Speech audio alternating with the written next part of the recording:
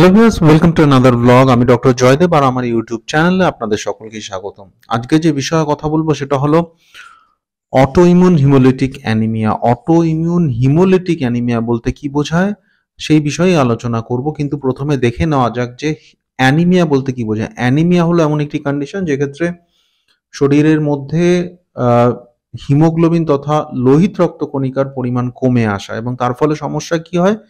তার ফলে সমস্যা হয় যে শরীরের বিভিন্ন অর্গানে পর্যাপ্ত পরিমাণে অক্সিজেনের ডেলিভারি কমে যায়, বিভিন্ন নিউট্রিয়েন্টের সাপ্লাই কমে যায়, এরকম বিভিন্ন রকমের সমস্যা হয়।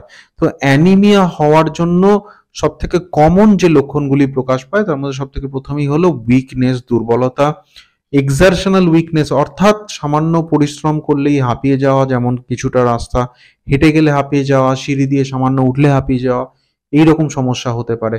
তার সাথে খুব বেশি অ্যানিমিয়া থাকলে শ্বাসের সমস্যা হতে পারে বা কার্ডিয়াক কোনো কমপ্লিকেশন ডেভেলপ করতে পারে। এছাড়া অ্যানিমিয়া থাকার জন্য স্কিনের কালার অনেক ফ্যাকাশে হয়ে যায়, অর্থাৎ স্কিনে যে আমাদের একটা হালকা রেডিশ একটা টিঞ্জ আছে সেটা চলে যায়, খুব সাদা বা ফ্যাকাশে লাগে। তো এগুলি হচ্ছে সাধারণত অ্যানিমিয়ার বিভিন্ন রকম লক্ষণ। এবার জানতে হবে যে হিমোলিটিক অ্যানিমিয়া বলতে কি বোঝায়।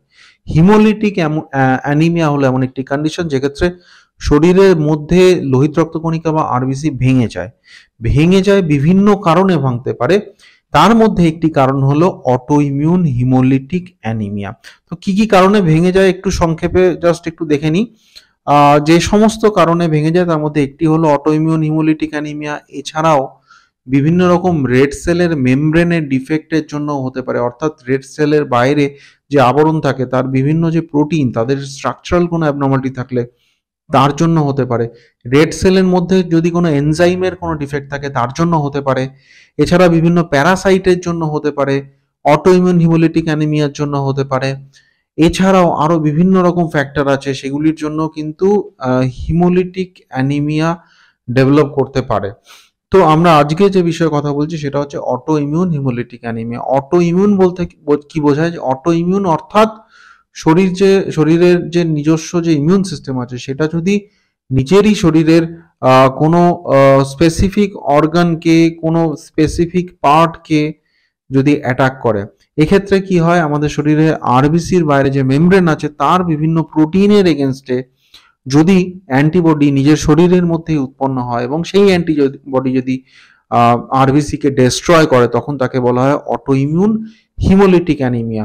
তো এর ক্ষেত্রে কি কি লক্ষণ প্রকাশ পায়? সাধারণত অ্যানিমিয়ার যে সমস্ত লক্ষণগুলি আমি বললাম সেই সমস্ত লক্ষণই থাকে। তার সাথে কি হয়, যেহেতু আরবিসি এক্ষেত্রে শরীরের মধ্যে ভেঙে যায়, তার ফলে কি হয়, শরীরের মধ্যে অতিরিক্ত বিলিরুবিন উৎপন্ন হয় এবং তার জন্য জন্ডিসের মতো ফিচার্স ডেভেলপ করতে পারে। এছাড়াও কি হতে পারে, লিভার বা স্প্লিন বড় হতে পারে, এইরকম বেশ কিছু লক্ষণ থাকতে পারে।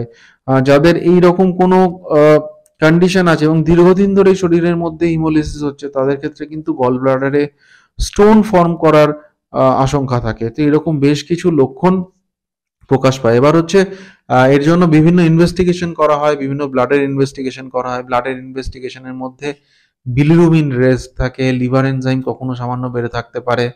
এছাড়া এলডিএইচ নামে একটি এনজাইম থাকে, সেটি বেড়ে থাকে। রেটিকুলোসাইট কাউন্ট নর্মালের তুলনায় বেড়ে যেতে পারে। ব্লাডে হ্যাপ্টোগ্লোবুলিন নামক একটি কম্পাউন্ড থাকে, সেটি কমে আসে। এরকম বেশ কিছু পরীক্ষা নিরীক্ষা করা হয়। ইউজুয়ালি বোন ম্যারো টেস্ট করা হয় না, তবে খুব রেয়ার কিছু ক্ষেত্রে কিন্তু সেটা